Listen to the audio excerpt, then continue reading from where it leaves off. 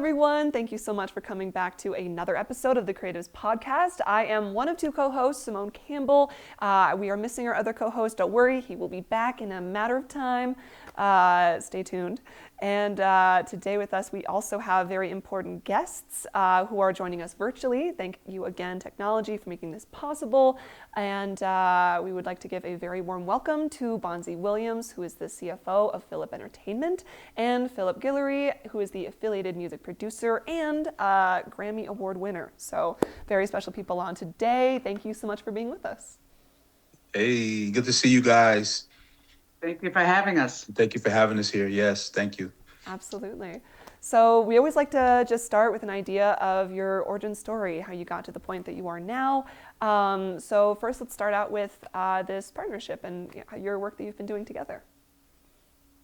Absolutely. Well, I guess I would start with me. I'm kind of the reason why the other person happens to be dragged into my mess, right? But being in the music business, I've composing and doing background music for television for a long time. But I started, I would say, professionally in 2004. And that was my very first introduction to, I had a really cool opportunity to do music for MTV and VH1. Just a lot of their background music for their shows. I don't know if anybody remembers the Pimp My Ride, the Date My Mom era. It's just all those really cool shows I guess people used to love to watch. I don't know if I should say this, but I guess I will because some people find this guy's name controversial. But making the band, the Diddy's show, yeah, I was part of that as well. And so, just I've had music pretty much on television platforms. That was my beginning, I would say. Overall, musically, I honestly started in 1998, but I mean, I would say professionally, so I just started there. I'm a musical love. I love music. So it really, all my life, I can't get away from loving music, right? So then it turned into a passion to start to learn how to make music. It was a long journey. I have a big story about that, but I'm gonna keep it real simple. I started playing the piano in 1996. I was horrible at it, but I kept learning and learning and learning and growing. And I had a moment one day, I call it a God moment, where one day I could play for some reason, like after being so bad for 2 years.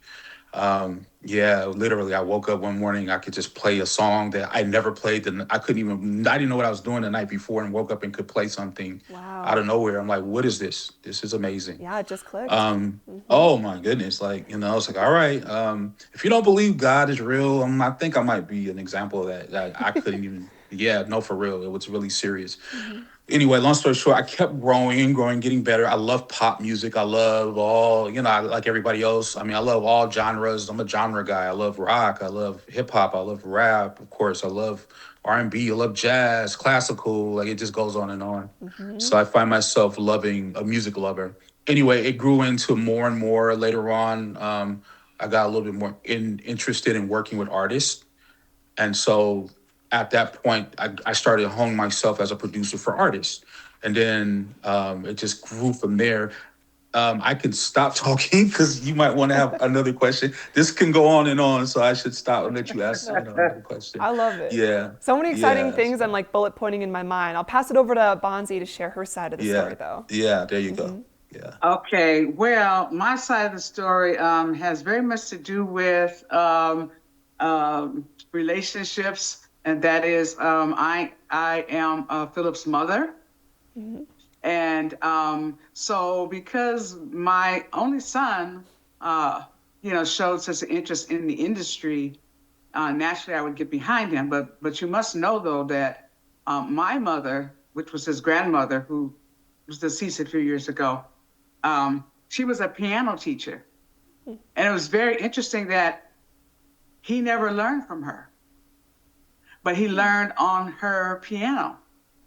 So he would go to her house and she had a piano room and he would go back there by himself and, just play. And we'd be kind of like, oh, that sounds horrible.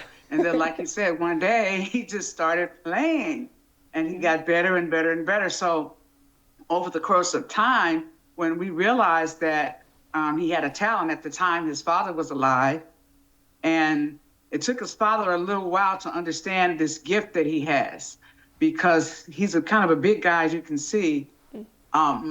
His father played football, and his father wanted him to follow in his footsteps, and he had everything all set up for him to go to the NFL. We went to UNLV.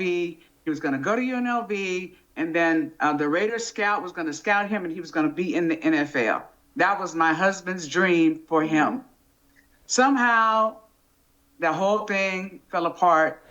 My husband extremely disappointed with the fact that he wasn't going to play football because he himself had been injured and was not able to complete his career. So he was living it out through his son, so he thought, and he was very upset for a long time. But one day he really realized, after hearing his music, okay, this kid has talent. So he didn't always have the supportive parents total, but I was always in support. Dad was not. So as a result, I took on the job of the administrative side. That's why I'm the CFO, which is the Chief Financial Officer, but I'm also the secretary, the advisor, the whatever it is that needs to happen, setting up the publishing company, the production company, because a lot of people don't realize that there's a business attached to music, film. There's a business side of all of it. And where many people miss it is that they don't deal with the business side. They neglect that part of it, and they ended up suing somebody or something else, because you don't understand. Creative is wonderful, but you got to do the business side. So I'll pause there. Yeah, no, absolutely. That's so important, having that structure, right, to set yourself up for success. That's huge. Right. Yeah, and those that you care about, that's so wonderful that you guys, you're a mother-son team, and getting to watch each other grow and being able to support, especially Phillip doing what you love. And I'm so curious to hear more about that, having some external pressure to be one way or to fulfill one dream that wasn't yours, and how you got in touch with your sense of bravery and your sense of self to pursue your passion. Yeah, absolutely. I guess to piggyback off of what you were saying, yes, that was a big deal in the household of people who have different expectations, right? And I mean, it wasn't that I didn't love what I was doing. I was, since a kid, I loved to play sports, and I was always in some type of athletic mind. Like, I don't care if it's basketball, football, baseball. I loved all sports. Football was the easiest. I would say the easiest of them all, because I had the size to play, and I think I would have had a greater chance with the NFL. But yeah, I don't know what happened besides this, that my passion for music started to happen on the side, kind of, right? Like, if it was a side thing, that was like, growing on me and growing on me, and just kept growing on me. And it just got bigger. The tree started to get bigger and bigger. And so I started to kind of pay more of attention to wanting to learn music. Now, like I said, I wasn't great at it.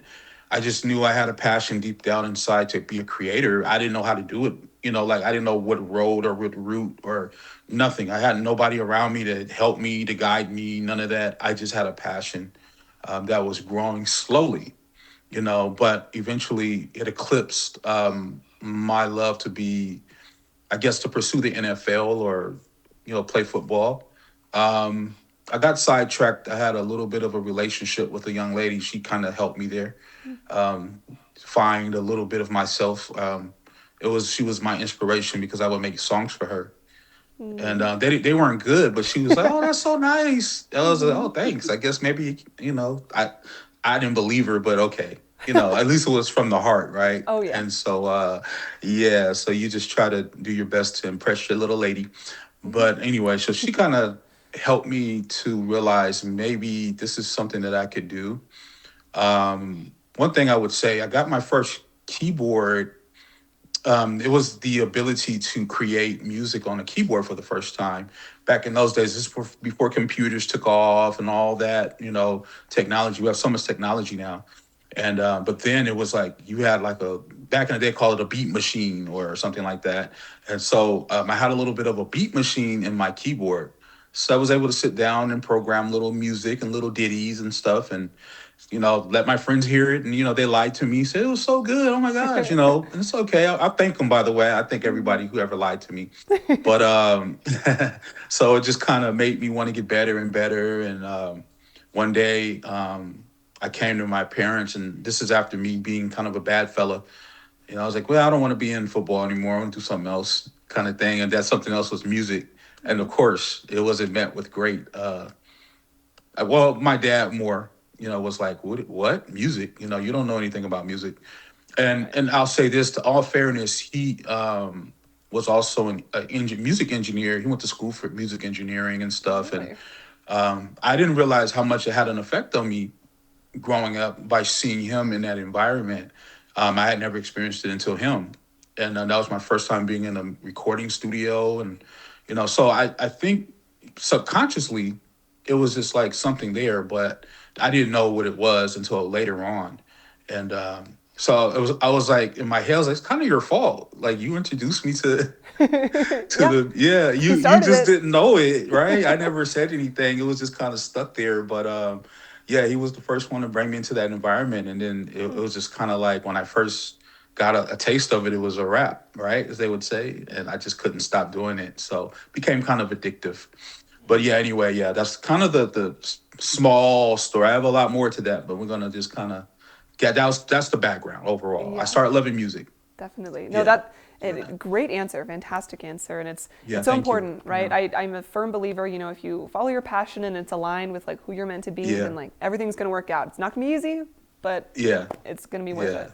So, oh man, always. Big time. And I'm curious, Bonzi, was there a specific moment or performance that you saw him and you were like, he has something special, or I got to make sure that I fan the flames of this passion in any way that I can? Well, yeah, there was, just listening in the background, a couple of things that he would play for me because he knew I was supportive of him. He would give me more, than he would his dad. But I do want to say this. I want to back up just a little second because though my husband was, for him playing football, he really messed it up because we were around music people all the time. It sounds like it.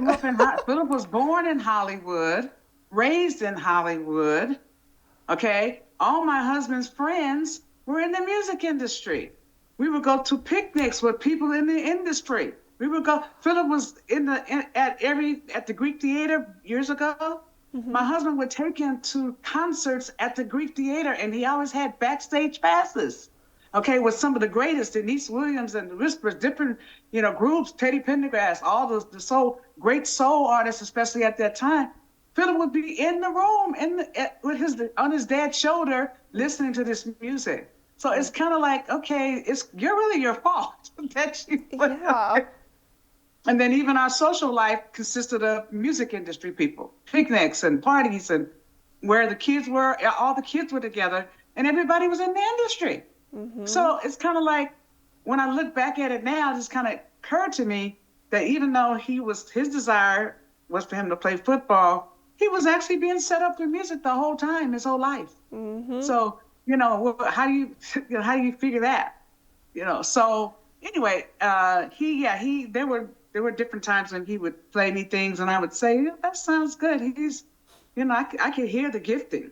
Mm-hmm. And so I didn't, again, I just waited very quietly because my husband was very, adamant about the football thing.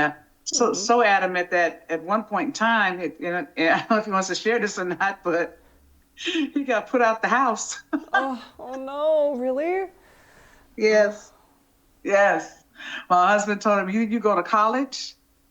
It really was the college thing. It wasn't so much the football, but you need to stay in school, stay in college, or you got to go.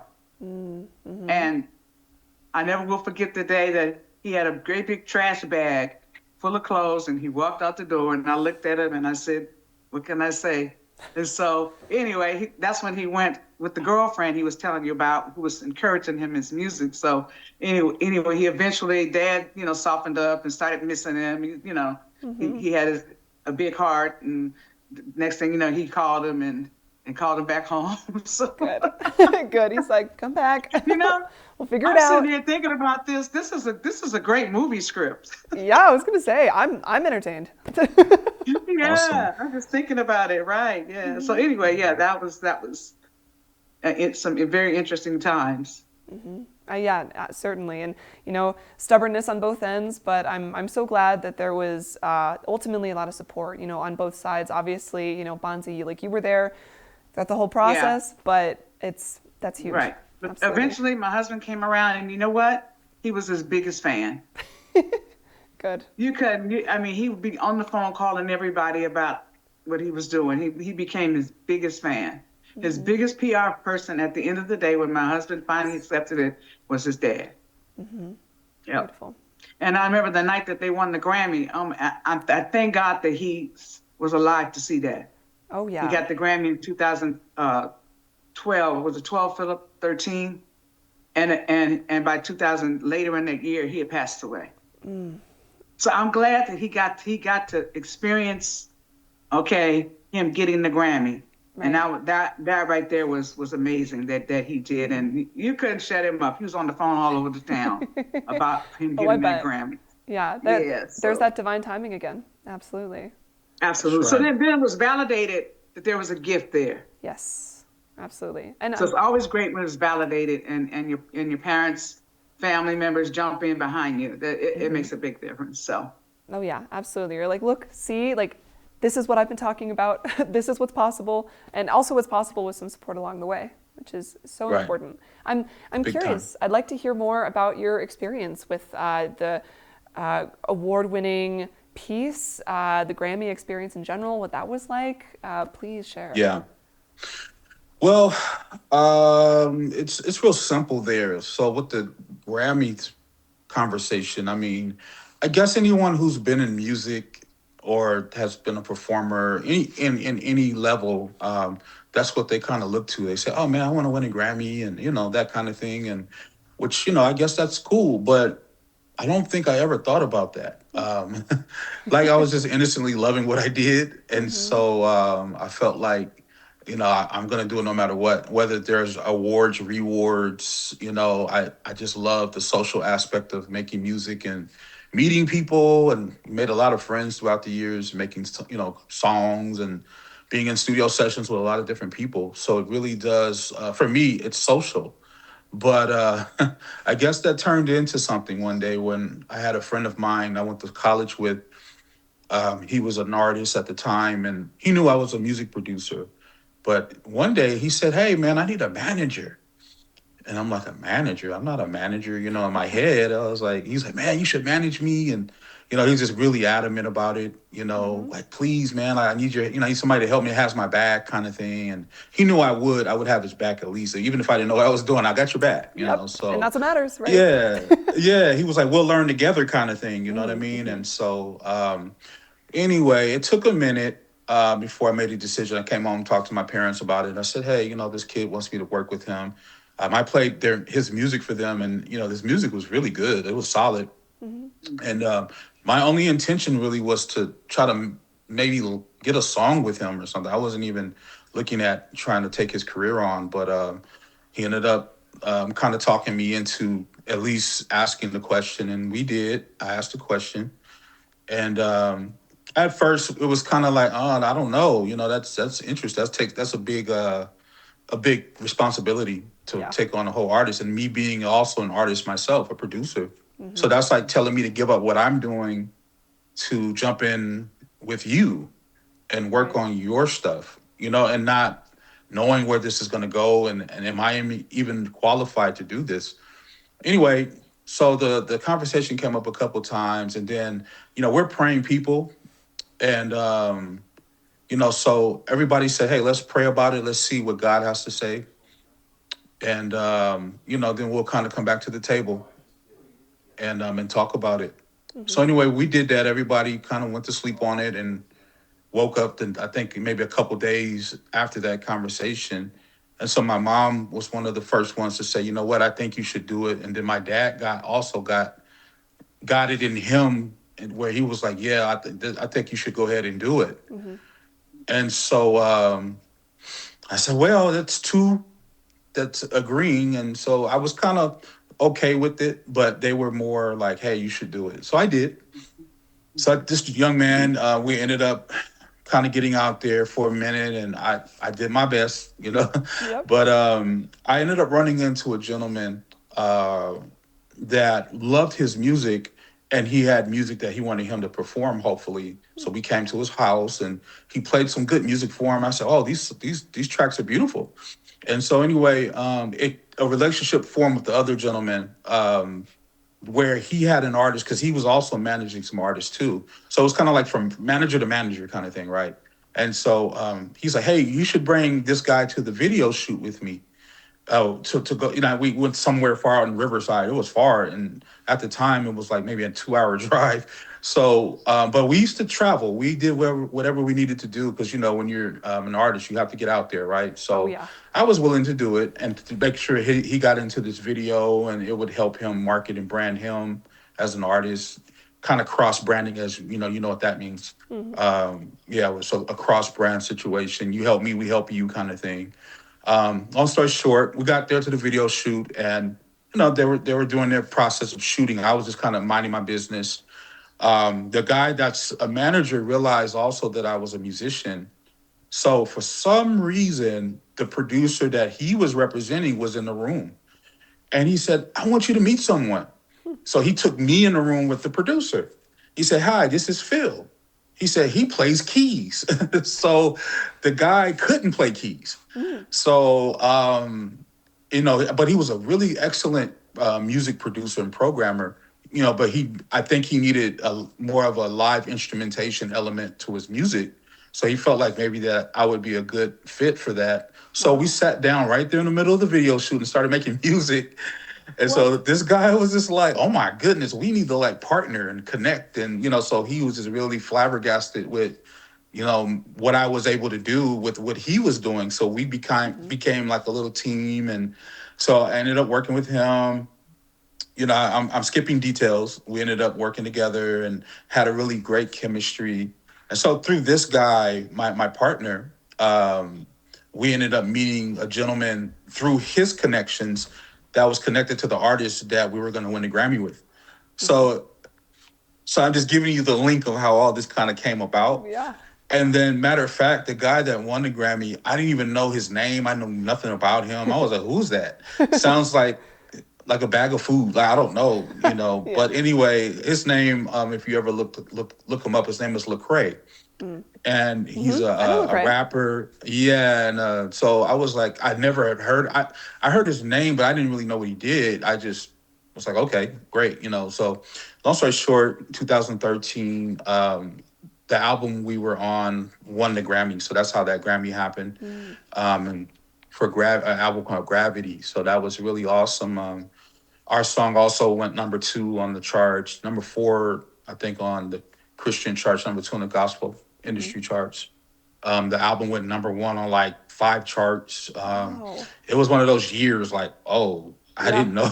It just kind of happened. I wasn't expecting none of it. You know what I mean? And he Mm-hmm. started winning these awards, even other awards. Just one called the Stellar, the Dove, and he was nominated for American Music Awards, and so Wow. it's just all this stuff in one year, and I'm just like blown away. I'm like, I had no expectations. I'm not Yeah. looking for a Grammy. I'm not looking for nothing. I just love what I do. And so that door opened now. I always call it a God. Now, again, a God moment. That's Mm-hmm. what I always call it. That's no way that this should be happening because I wasn't even looking for it. So that's how it's like, oh, okay, wow. Mm-hmm. So that's kind of the short version of the story. Yeah. Wow, So, that's so beautiful. And again, like you yeah. said, just those those moments, they're just divine Yeah. moments. That's what it is, Yeah. And There you go. also There the you go. humility, right, of not expecting, Yeah. and you're more likely to attract that too. Yeah, I guess so. So I'm a testimony of that one because I surely had no idea. I was like, okay, cool. Yeah. So yeah, I yeah, love it. I love it. Oh my gosh. Time has just gone by so yeah. fast. We just have a couple more minutes. Okay. So I'll just pass it over to Bonzi. What has been your favorite part about working with Phillip, seeing him grow and connect with his artistry and connect more with himself? As his mom, as the CFO, etc., all the above. Yes. My favorite part, I think, more than anything else, is is the fact that, you know, you take a moment and you decide that, you know, you're going to support in whatever way you can. And then when you've done that and you realize you've made the right decision, especially as he was going back to the point where he's saying that we, you know, when he came to us with this managing this kid, the first impression was, are you crazy?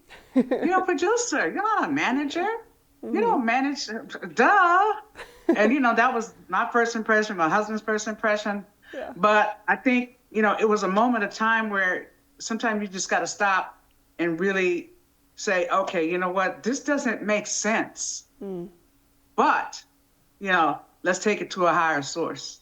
And that's what we did. And look, everything that unfolded.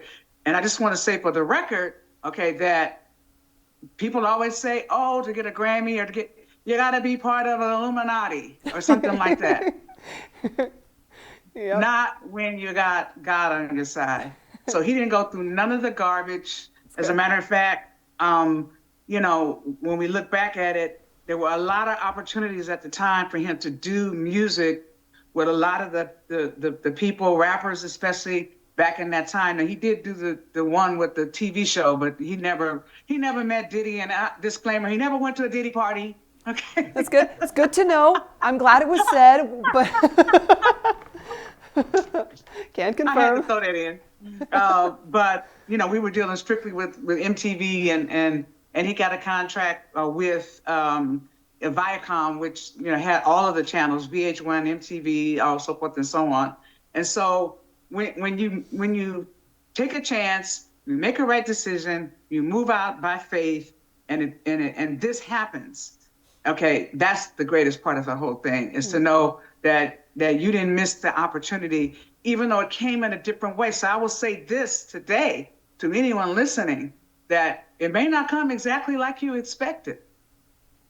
It may come through a relationship that you don't even think that's going to happen through, but sometime it will. So don't close your doors or your eyes to possibilities. And the kid was a good kid, we liked him.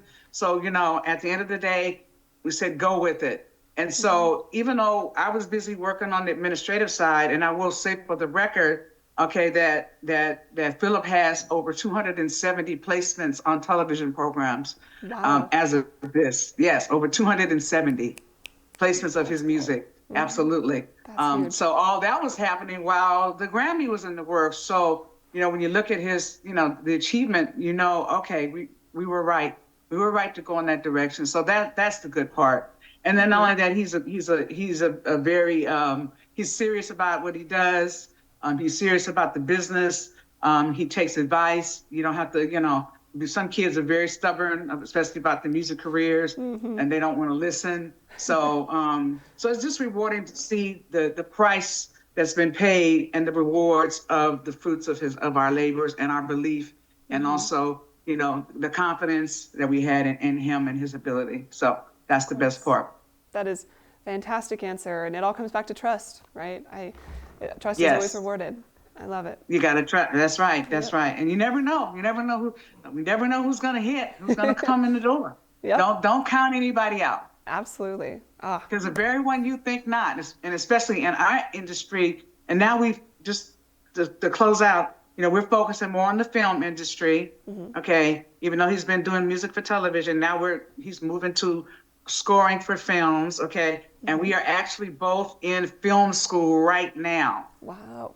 Learning all the concept. Yes. So therefore, you know, we're transitioning into more of that, which is, you know, I believe all of our goals is to get more into the visual art forms. So that's why we're here. So you never know. You know, we might be the door. You guys might be the door. You never know. And that's why we're just happy to be here and and doing what we do. That's huge. And we love Daniel. Daniel took care. The very first time I met him, he took care of me when I got to New Mexico. Never laid eyes on him before. He took care of me, drove me everywhere, took care of me. So we just love you guys. Thank you so much for the opportunity to be here today.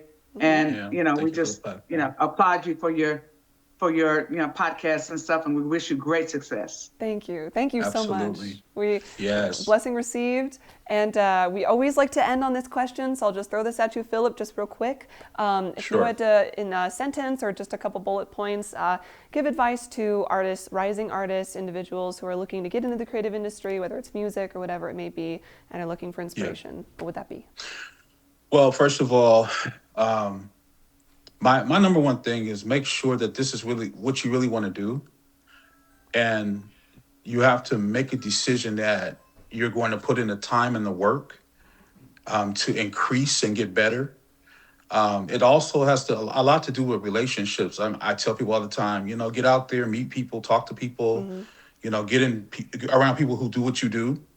If you have a bunch of friends that are not on the same path as you, you should start kind of, you don't want to walk away rudely, but you got to kind of change your circle. Yeah, makes sense. And you need to get around people who are kind of on the same path as you, who have similar goals. Mm-hmm. It's important, I believe, to, lighten your load a little bit, and also be around people who encourage you. I like that. It's important, you know what I mean? Don't let anyone just, bring any negative activity, something that'll harm or hurt you. Like, I stay away from, negative stuff. I don't like negative talking people. I don't deal with people who have all this drama and all these issues. And, you just got to kind of separate yourself and really get focused on what you love to do.